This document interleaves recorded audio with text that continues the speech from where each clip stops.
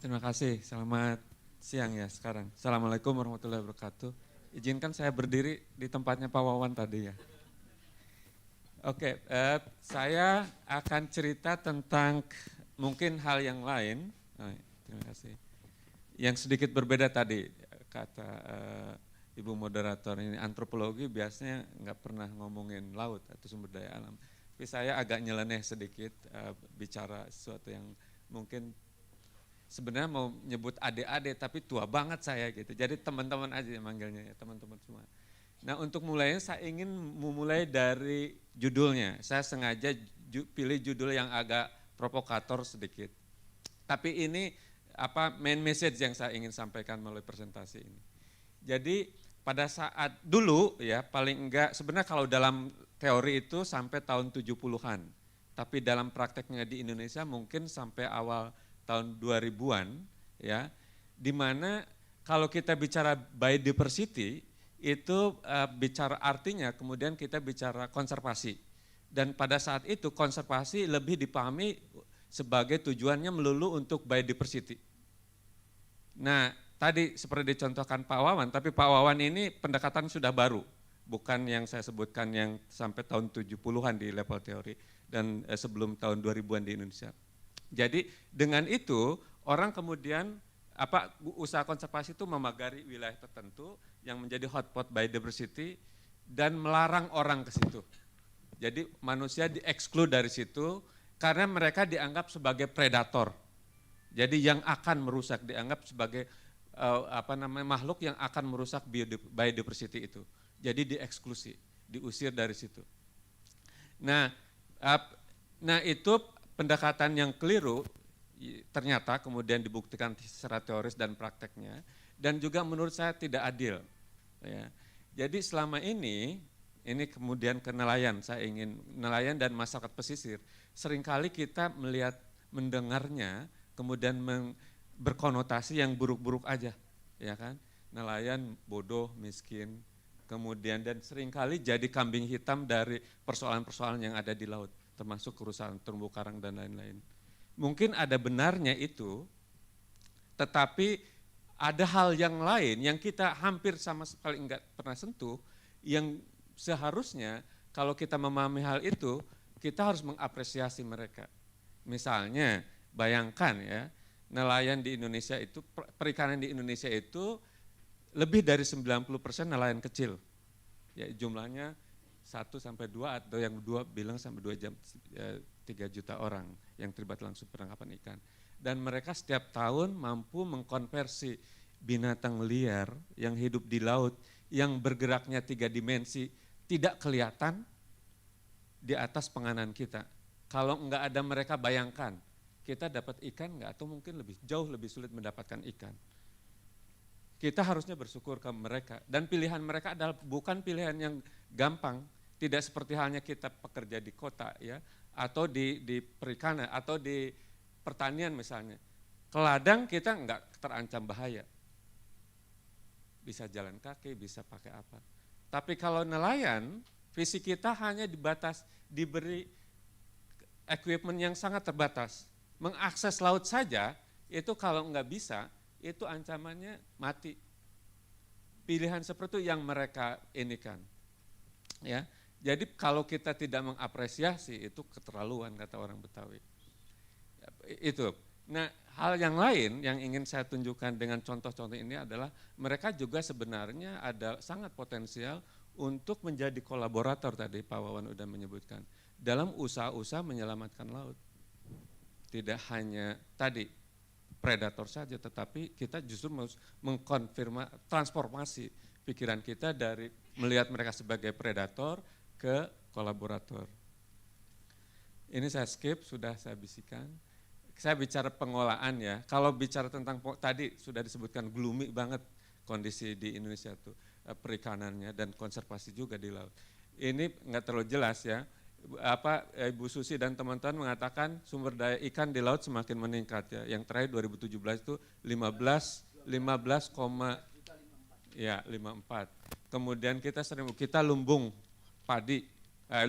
lumbung ikan tanah air kita. Kemudian kalau kita bicara tentang CTI, Itu kita tahu itu ada hotspot biodiversity tidak hanya untuk ikan, karang, tapi juga untuk mangrove. Tapi kalau kita lihat lebih dalam, perairan kita ini dibagi 11 wilayah pengolahan perikanan namanya. Nah, kita lihat kondisi sumber daya ikannya itu udah banyak yang merah, udah banyak yang overexploited. Jadi kalau kita bicara tentang perikanan, harusnya tidak lagi bicara tentang eksploitasi, tapi pengolahan. Nah, ini juga terumbu karang. Kita luasannya banyak, biodiversitasnya tinggi, tapi kondisinya nggak baik-baik amat. Yang buruk itu 30%-an sekian ini. Ya, jadi ada isu masalah serius di situ. Mangrove juga gitu. Kita punya luasan yang cukup luas, kemudian biodiversitasnya tinggi, tetapi juga terancam.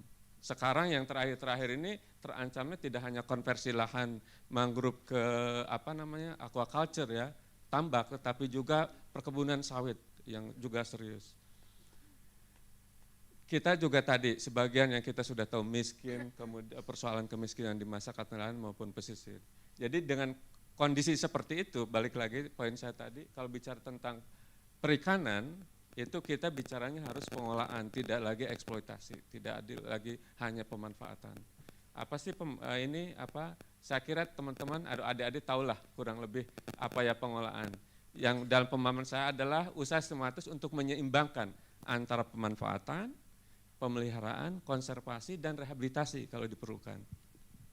Apa elemen utamanya? Elemen utamanya wilayah kelola dan sumber daya alam tentu, kemudian pengaturan pengolahannya. Sesudah tadi Pak Wawan menunjukkan boundaries ya, wilayah konservasi. Pengolahan juga seperti itu, harus jelas wilayahnya di mana. Kemudian aturan-aturannya apa, kemudian siapa yang mengimplementasikan aturan-aturan itu. Ini harus ada nih, kalau kita bicara pengolahan, tanpa elemen ini bisa dipastikan pengolahan itu enggak akan berjalan seperti yang kita inginkan. Lembaga pengolah terakhir ya. Nah, ini agak teoritis, saya akan singkat saja ya, menunjukkan bahwa sebenarnya kalau kita mengevaluasi teori-teori pengolahan sumber daya alam umumnya atau the common pool resources, itu sumber daya alam seperti hutan, sungai, kemudian lautan, itu kita bisa tahu dari kajian dari praktek maupun teori yang berbasis pemerintah doang gagal ya. Tahun 80-an di kita ada, dan tahun 70-an di studi-studi antropologi ada yang menanyakan ternyata masyarakat tradisional sudah banyak yang melakukan praktek-praktek pengolahan yang lebih baik dari pemerintah. Tapi mereka punya kekuatan-kekuatan, tapi mereka punya kelemahan juga. Misalnya karena basisnya adat, dia hanya mengikat masyarakat yang menjadi anggota adat situ. Kalau orang lain masuk nggak bisa kan. Nah karena itu terakhir teorinya mengatakan seharusnya ada penguatan, basisnya adalah basis yang praktek-praktek yang dikelola oleh masyarakat, praktek-praktek pengolahan masyarakat, tapi harus dikuatkan oleh berbagai macam support, utamanya pemerintah dan juga lembaga LSM maupun lembaga-lembaga akademis. Di mana ya? Itu yang disebut collaborative management. Tapi pada intinya, kalau kita mengkaji teori-teori ini mengatakan bahwa masyarakat itu kolaboratif yang strategis, kolaborator yang strategis untuk pengolahan. Bohong kalau kita tanpa melibatkan mereka bisa mendesain, mempraktekkan praktek pengolahan yang sustainable dan socially fair, ya, keadilan dan kesejahteraan. Nah saya ingin memberikan contoh, nah sekarang praktek-praktek pengolahan yang berbasis masyarakat yang sudah ada di Indonesia. Ini adalah contoh-contoh yang relatively well documented. Ada di luar ini masih banyak juga masyarakat yang sudah melakukan praktek-praktek pengolahan berbasis tradisi, tetapi juga ada yang sudah diupdate oleh support dari teman-teman LSM, lebih sedikit yang disupport oleh pemerintah, kebanyakan oleh LSM dan LSM seperti yang digerakkan oleh Pak Wawan ini, konservasi yang banyak mensupport ini. Di Maluku, adik-adik pernah, ada teman-teman ya tadi, pernah dengar hak ulayat laut enggak? Enggak ya?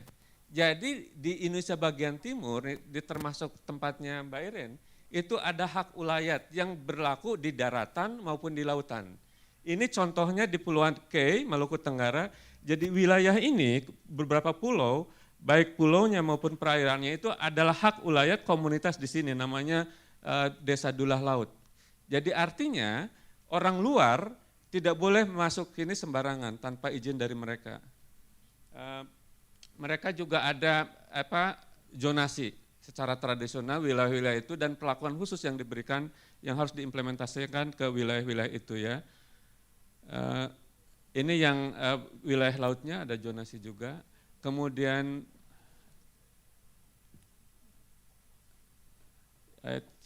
ini contoh lain di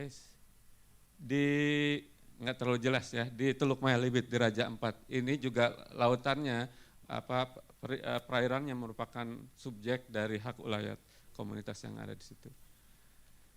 Nah, di atas wilayah ulayat itu yang tentu saja eksklusif, artinya enggak sebuah orang masuk, yang artinya dalam konteks pengelolaan pressure terhadap resource-nya terbatas, hanya komunitas itu saja, mereka mengimplementasikan aturan yang disebut SASI kalau di Maluku sama di Papua. Ya, ini pada intinya adalah tradisi yang mengatur kapan kita boleh mengeksploitasi sumber daya tertentu yang jadi objek SASI itu, kapan kita harus berhenti mengeksploitasi. Itu bagian pengaturan yang kita bisa pahami sebagai bagian instrumen dari pengelolaan. Saya nggak jelaskan detail ya, nggak cukup waktu. Ini contoh lain di Lombok, ini Lombok Utara, juga pesisirnya merupakan objek dari pengelolaan berbasis masyarakat. Juga di Lombok Timur ya, ini contoh di Lombok Timur, ini satu saja. Jadi ini di Teluk Jor namanya, ini mereka mendefinisikan wilayah kelolanya dan aturan-aturan yang diberlakukan di situ. Apa yang boleh dilakukan, apa yang tidak boleh dilakukan, mangrove ada konservasinya, alat tangkap yang merusak dilarang, dan juga mereka punya lembaga yang mengimplementasikan aturan-aturan itu. Satu lagi yang saya ingin contohkan di Aceh, Panglima Laut. Pernah dengar Panglima Laut nggak teman-teman? Itu sangat terkenal, utamanya sesudah tsunami ya. Jadi dia nama dari pimpinan lembaganya, tapi juga dia lembaga, jadi praktek kelembagaan pengolah sumber daya laut, pesisir. Nah ini saya contohkan. Jadi mereka mendefinisikan wilayah kelolanya, ini 2 mil ke laut, sebagai itu didasari oleh kalkulasi mereka dua kali panjang dari jaring yang mereka bisa gunakan. Yang menarik adalah selain concern sustainability dari resource aturannya itu, mereka mengatakan juga kompresor dilarang dipakai di situ. Tahu kompresor ya, menyelam. Kenapa alasannya? Pertama, karena kompresor berasosiasi dengan potasium, ya, alat yang destruktif, racun. Yang kedua, mereka bilang kalau kita memberikan kesempatan nelayan kompresor masuk situ, maka nelayan lain yang menggunakan tradisi yang lebih sederhana, itu kesempatan untuk dapat resourcesnya lebih rendah. Jadi tidak adil. Jadi prinsip keadilan yang dipakai sebagai basis dari menentukan aturan yang berlaku di situ. Nah itu contoh-contoh dari praktek-praktek pengolahan pesisir berbasis tradisi yang menurut saya menjadikan alasan yang cukup untuk kita mengatakan bahwa seharusnya masyarakat tidak lagi dianggap sebagai predator, tetapi kolaborator strategis untuk pengolahan sumber daya pesisir untuk keperluan mempertahankan biodiversity, keadilan, akses terhadap sumber daya alam maupun sustainability dari sumber daya alam, sumber daya alam. Saya kira itu saja yang ingin sampaikan. Assalamualaikum warahmatullahi wabarakatuh.